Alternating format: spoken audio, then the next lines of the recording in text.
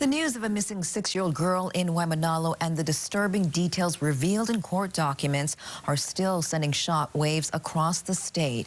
It's hard for adults to hear about it, so how can parents explain it to their kids who may be hearing about it as well?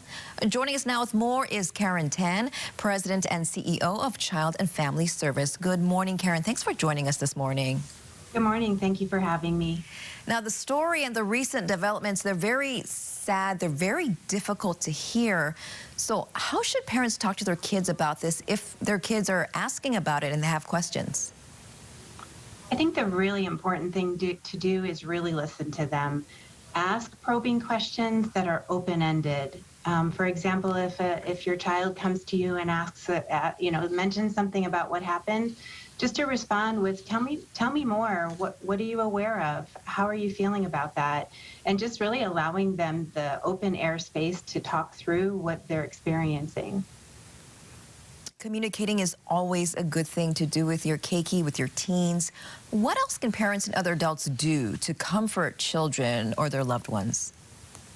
You know, it really depends on the age of the child, but for the youngest children, it might be just sitting with them, holding their hand, coloring with them, and, really just having small conversation. For older kids, it might be going for a walk, maybe a walk on the beach, or doing something athletic with them and having the conversation during that.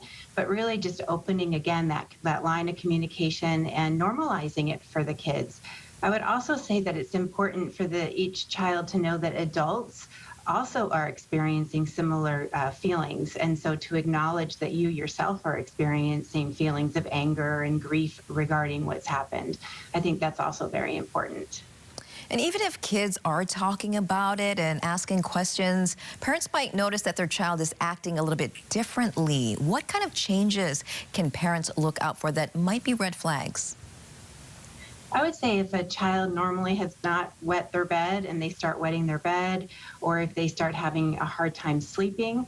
Also, if for the older kids, if you're seeing like acting out, which is not normal for them, anything that's just not normal might, encourage to have a conversation at that time.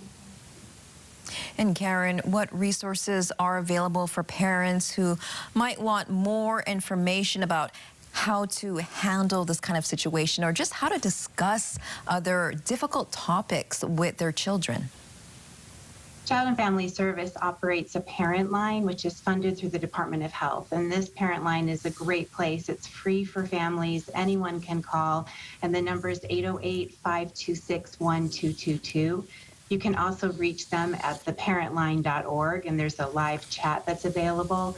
The main thing is that there is that resource available, and anyone can reach out, grandparents, aunties, uncles, parents, and just to get that extra support. It's never easy to talk to your children about these kinds of topics, but it's good to know there are resources out there. Again, the number 808-526-1222, as well as theparentline.org. Karen Tan, thank you so much for joining us this morning. Thank you.